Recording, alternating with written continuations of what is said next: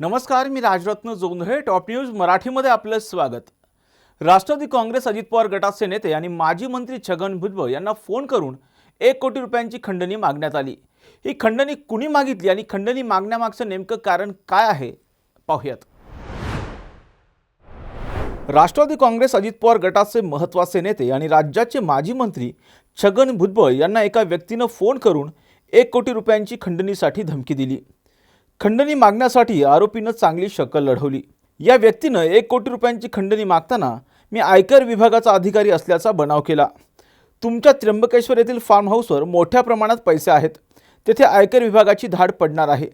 मी देखील आयकर विभागाचा अधिकारी आहे. धाड टाकणाऱ्या टीममध्ये माझाही सहभाग आहे. तुम्हाला मदत हवी असल्यास 1 कोटी रुपये द्यावे लागतील, असं म्हणून संबंधित व्यक्तीनं भुजबळ यांना धमकावत 1 कोटी रुपयांची खंडणी मागितली. भुजबळ यांच्या फोनवर त्यांचे स्वीय सहाय्यक संतोष गायकवाड आणि संशयित आरोपीमध्ये याबाबत चर्चा झाली.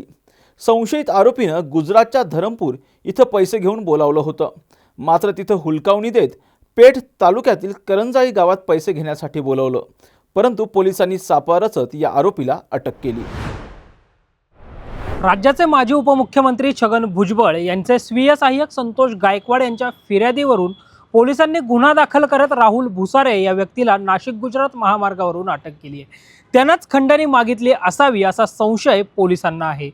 छगन भुजबळ हे राज्याच्या राजकारणातील बडे नेते असून त्यांच्या राजकीय भूमिकेला राज्यात मोठं महत्त्व आहे. दरम्यान छगन भुजबळ यांना नेमकी इन्कम टॅक्स अधिकारी असल्याचं भासवत खंडणी का मागितली, अटक आणि याबाबत अटक केलेल्या व्यक्तीकडून काय माहिती पोलीस तपासात उघड होते हे पाहणं महत्त्वाचं असणार आहे.